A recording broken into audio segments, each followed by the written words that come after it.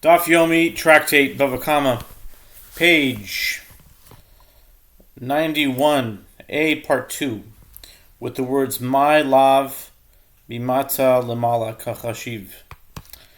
What? Is it not the case that the Mishnah is counting the handbreadth from below to above?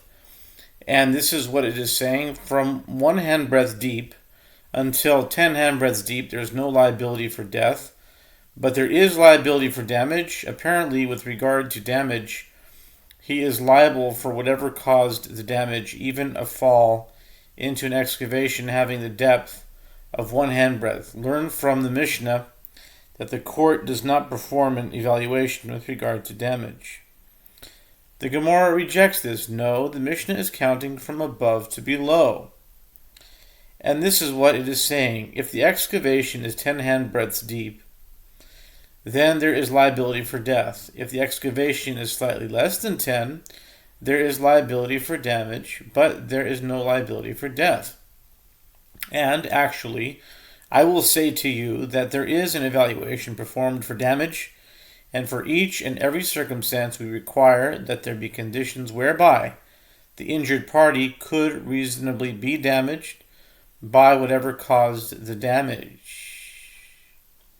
The Gemara suggests another proof. Come in here, a proof from what was taught in a Braita to Sefta 9:26.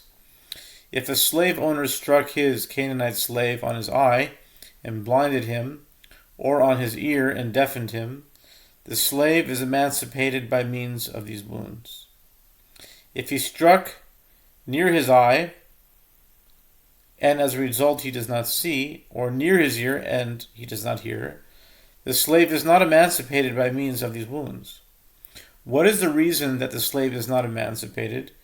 Isn't it due to the fact that we require an evaluation of the damage, and in such a case, the assumption is that the owner's action did not suffice to cause the injury, and learn from the Braita that there is an evaluation performed with regard to damage?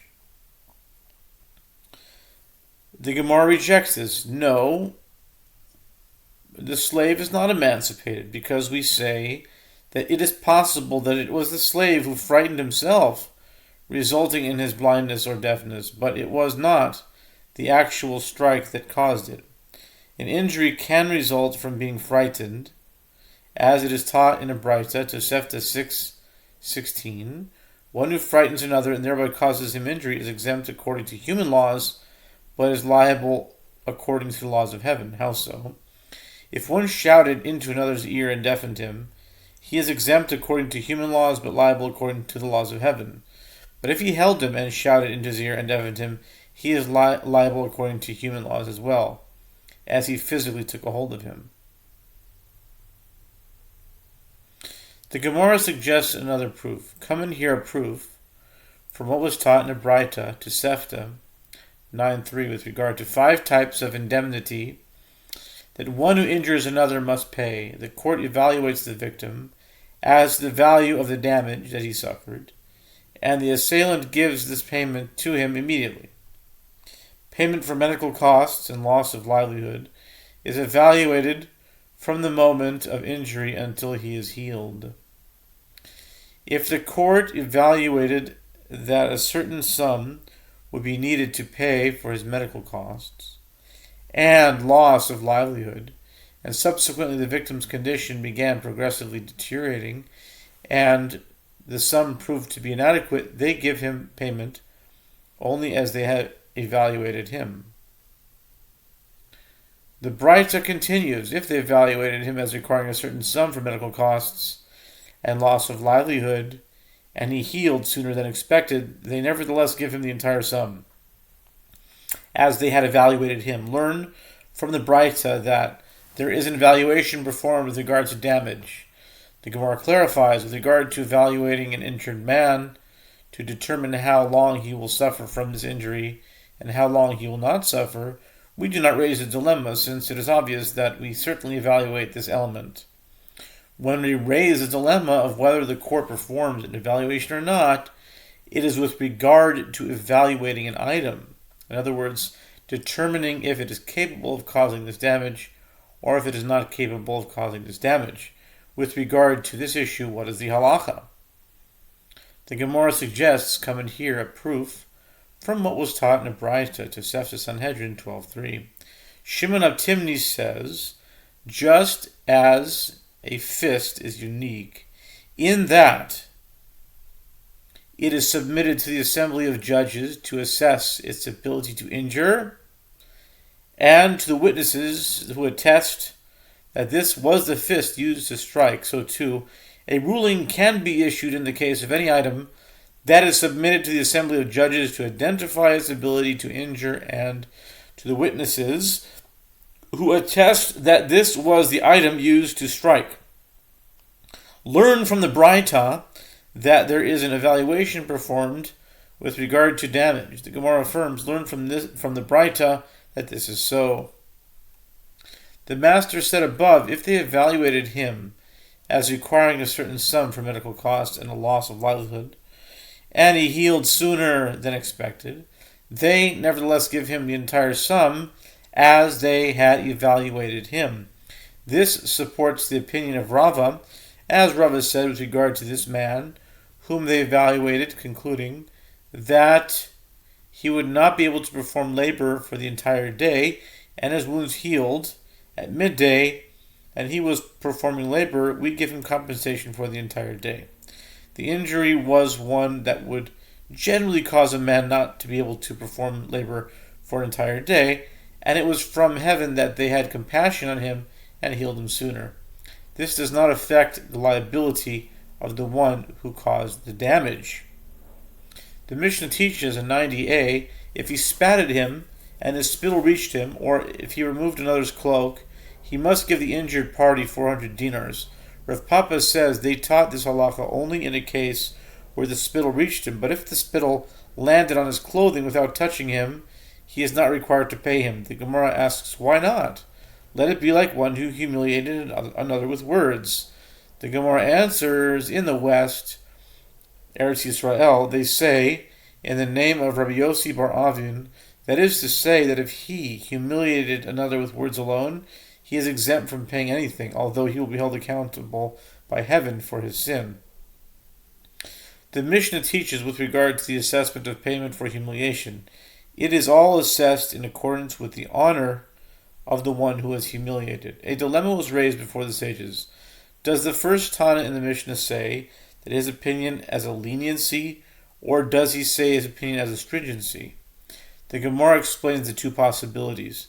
He says his opinion as a leniency, teaching that there is a poor person who doesn't need to take so much payment for humiliation, as detailed in the fixed sums of the Mishnah. Or perhaps he says his opinion as a stringency, teaching that there is a rich person whom the assailant needs to give more than those fixed sums. The Gemara suggests, come in here, a proof from that which Rabbi Akiva says in the Mishnah, even with regard to the poor of the Jewish people, they are viewed as though they were free men who lost their property and were impoverished, and their humiliation is calculated according to this status, as they were the sons of Abraham, Isaac, and Jacob, and all of prominent lineage. Conclude from Rabbi Akiva's statement that the first Tana says his opinion as a leniency, meaning that while the first Tana states the principle that payment for humiliation is in accordance with the honor of the one who was humiliated, and therefore a poor person will receive less than the fixed sums listed in the Mishnah, Rabbi Akiva responds that even a poor man is deserving of those fixed sums by virtue of his esteemed lineage. The Gemara affirms, conclude from the Mishnah, this is so. The Mishnah relates, and an incident occurred involving one who uncovered the head of a woman in the marketplace. The woman came before Rabbi Akiva to request that he assess payment for the humiliation that she suffered, and Rabbi Akiva obligated the assailant to give her 400 dinars. The man said to Rabbi Akiva, my teacher, give me time to pay the penalty. And Rabbi Akiva gave him time. The Gemara asks, but do we give time for an assailant to pay compensation? But doesn't Rabbi Hanina say the court does not give one time to provide payment for injuries? and must pay compensation immediately? The Gemara answers, when we do not give him time to pay compensation, it is specifically with regard to injury, as he caused a monetary loss by inflicting physical damage on the victim. But with regard to humiliation, where he did not cause him a monetary loss, we do give time to pay compensation. The Mishnah relates that the man then waited for her until she was standing by the opening of her courtyard and caused her to uncover her own head. Rabbi Akiva said that although she caused injury to herself, which is not permitted, this does not negate the man's requirement to pay for a compensation. The Gemara asks, but isn't it taught in a Braita that Rabbi Akiva said to him, you plunged into mighty waters and you raised nothing more than worthless earthenware in your hand, since it is permitted for a person to injure himself? This contradicts the Mishnah's account of Rabbi Akiva's opinion. The Gemara answers, Rava said, it is not difficult here. In the Mishnah, where it states that one may not injure himself, it is stated with regard to inflicting actual physical injury, while there, in the Braita, where it states that it is permitted for one to injure oneself, it is stated with regard to causing humiliation to oneself. The Gemara asks, but the ruling of Rabbi Akiva in the Mishnah is stated with regard to causing humiliation.